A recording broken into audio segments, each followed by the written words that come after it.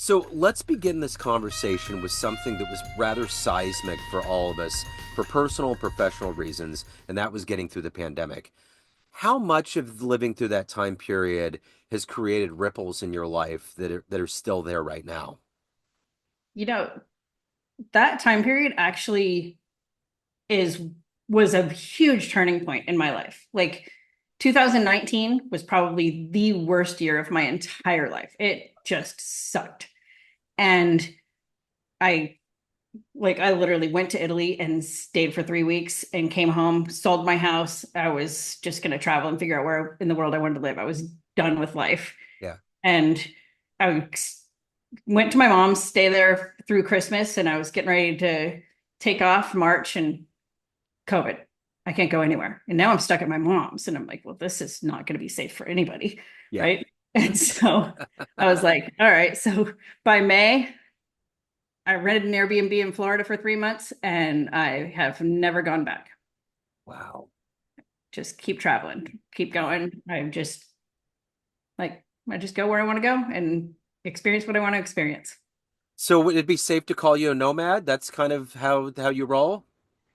Yeah, I love being on the go. I'm an empty nester, so I have no reason to necessarily be in one place for an incredibly long time. And, I have my friends and people, but with the internet, you have friends all over the planet, right? Yeah. So I just go I'm trying to decide where I'm going to go next right now, actually. There's this thing. I'm a restless spirit, so I like to move around a lot. I like to do a lot of things, and for some people, they get nervous about it. Well, why can't you stay put? Why do you always have to move and do these things? So my question to you is this: do you think that some of us are just built that way? Like we're not running from anything. We're just maybe we realize the enormity of this planet and how much we can do, and we have a little finite amount of time, and we want to get it all in. How does that work for you for doing this? Yeah. I think most people, honestly, are just scared to do it. Like everywhere I go, like if I'm at a conference or anywhere, people are like, wow, you have an amazing life. You just travel and do all this stuff, whatever you want. I own my house in Georgia. So when I'm literally in the middle of nowhere. So when I want to, unpeople, I just come home, right? Yeah. Yeah, And right. but people get scared to actually take a step. Like, oh, what will people think? What if I spend all my savings? What if I don't make any more money? How am I going to make, like, they have this constant narrative going in their head of why they can't do anything. And it's like, well, what if you can? Like, why not? It, Like, go back if it sucks. that's the other side of the coin too, is that there's a level of bravery, and it's like people moving to other places. Like I've been in Kansas City my whole life. I love traveling, I love getting out, but I haven't done it. There's been life forces.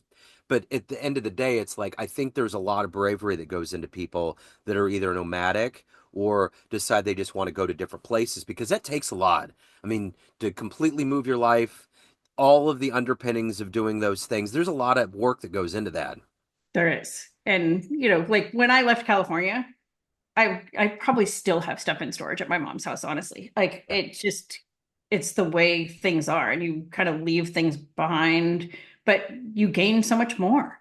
Yeah. Like it's and had life gone differently, like if I didn't get divorced, would I be doing this? I did probably not, Yeah. but life gives you what it gives you, and you choose to be happy. So the one thing too I would think about going to all of these different places on the planet is that your level of empathy and cultural understanding and IQ is probably at a point where you probably have a better level of like digesting the reality of this world that can be rather dark for people. It is. And, I see a lot of, excuse me, like people in the coaching industry and stuff, and they really focus on, oh, make money, be rich. And they put off this persona of all of this money and all the things they're like, oh, I'm going to buy a Lamborghini. It's like, okay, well, you have fun in your Lamborghini. I'm going to, drive my Range Rover and I'm going to go feed some people, Yeah. right? Yeah. Or buy some books. Like I would rather buy 250 books than have a different car, Yeah. right? It's just perspectives. I get that. So, of all of these places that you've traveled and been to, what was one of the most unexpectedly beautiful or magical places that you've been to?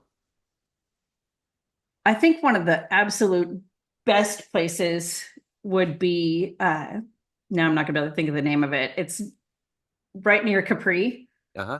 Um, and it's on the Amalfi Coast. And Yeah. it was one of the best places I've ever been. I just was kind of walking around. I'm just like, God, I could live here. Yeah. Like, Yeah. and I don't walk around and say I could live many places. Like I could go and stay for 3 months, a lot of places, but I was just like, I could really live here. Yeah. Like this is a very calm, nice place. So if I put you in front of a bunch of third grade students right now at career day, and one of the kids in the back of the room is curious as to what you do for a living, and they're like, "Hey, what do you do for a living?" How do you answer them?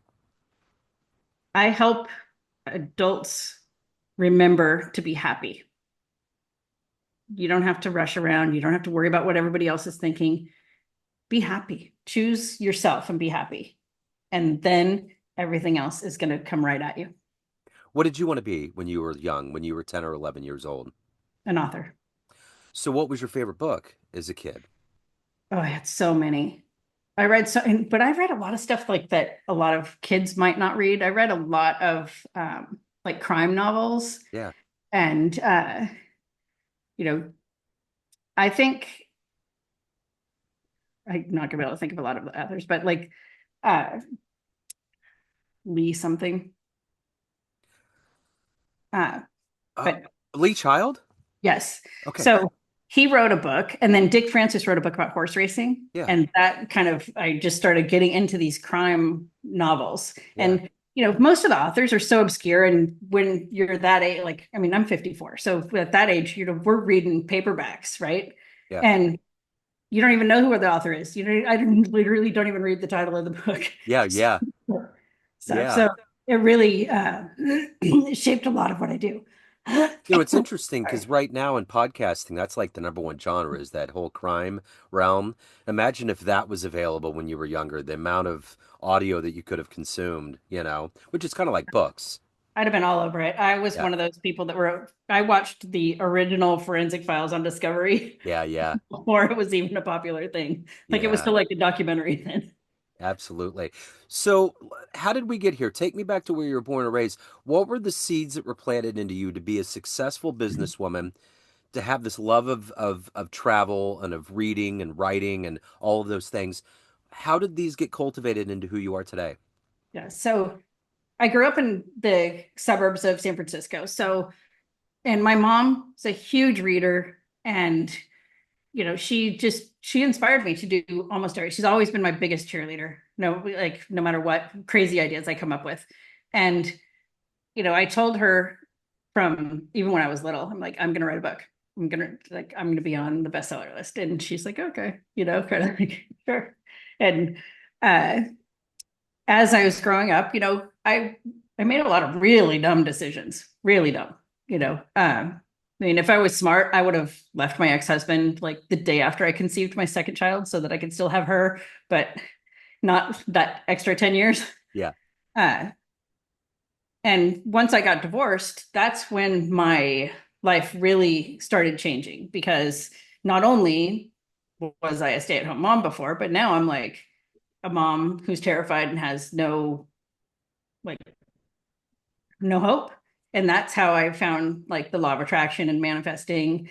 And it was just something for me to kind of cling to with hope with Louise Hay and Wayne Dyer and stuff. And I was like, okay, well, that actually kind of worked. I'm getting better. Yeah. And so I just kept going. And then I started investing in coaches. And then about 5 years ago, I started coaching. And it's just kind of been from there. Who has been that ultimate hero or inspiration for you in your life? Always my mom. Yeah. She's my ride or die best friend. So, if you can meet one person alive on the planet right now that you find absolutely fascinating, that would be inspirational, that would probably benefit you just having some time with them, who would that be? Ooh, I have two. Okay, I want to meet. please, please do. I want to meet Sarah Blakely and Dave Melzer. Wow. Okay. Okay. What would Those you are the want to? two I would love to talk to. What would you want to know? with Sarah Blakely, she just is so inspirational. With she seems super authentic. She gives, she's philanthropic. She just travels and has her fan. Like she isn't afraid to fail, Yeah. and that is something that is super inspiring to me. Like, why would you ever want to limit your life by what if it doesn't work, right? Yeah. And I think that she is just incredibly inspiring for that. So, what is your motivation every day to wake up, to do the work that you do, to do it well, to travel, and to evolve as a human being? What is that collective gas in your tank every day? I want people to know that even if you're sitting there and you don't know how you're buying food tomorrow, it's going to be okay. Yeah. You're going to be able to do it. Reach If, out, reach out to anybody. yeah, yeah, for sure. So, let me ask you this. If you could go back, if you had a dream tonight, you can go back to that earlier version of you in your life, say senior in high school, 18-year-old version, and you could give that version of you a piece of advice based on this life you've lived, the wisdom you gained, the mileage you've gained. What advice would you impart, and would that version of you listen? I don't know if I would have listened, Okay. but I would definitely tell myself say yes to everything, and do not give what anybody else says. Yeah. Nothing. They don't matter. If they haven't done what you're doing, don't listen to them. Just do it. Say yes to everything.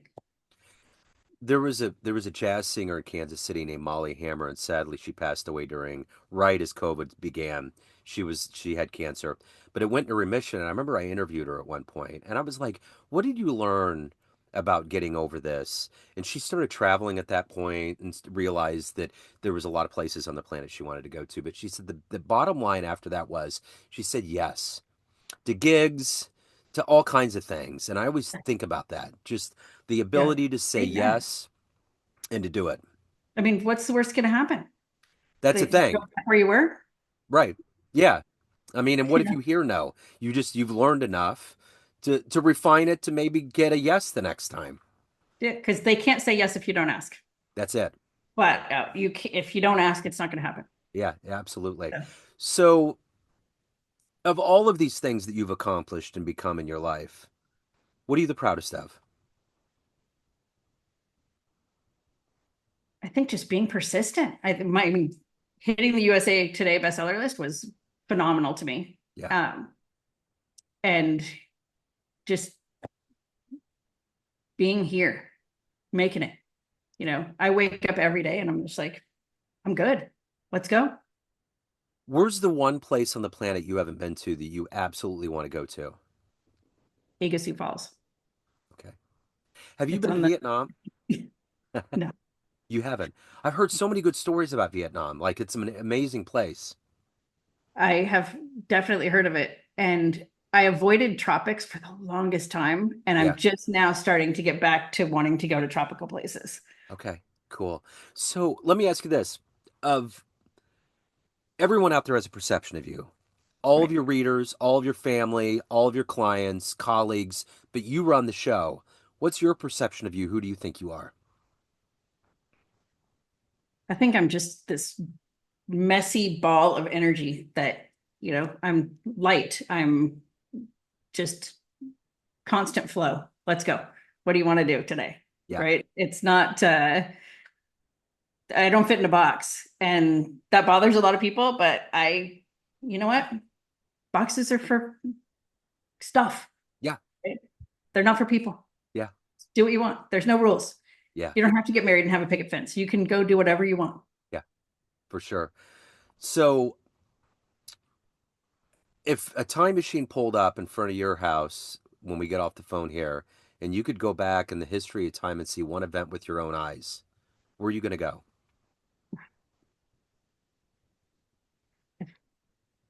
Gosh, there's so many places I would go.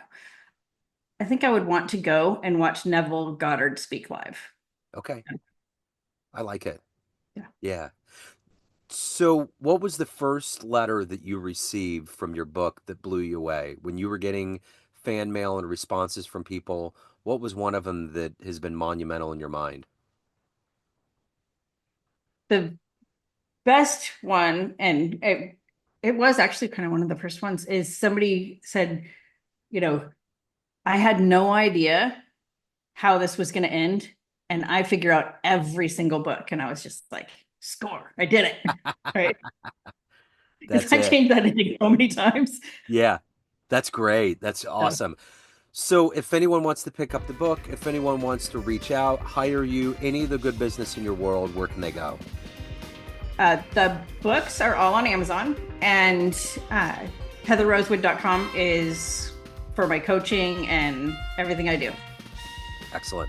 Heather, what a great story. Thank you so much for taking a minute out. Best of Thanks for luck. having me. Have a great holiday season into 2025. You too. Thank you.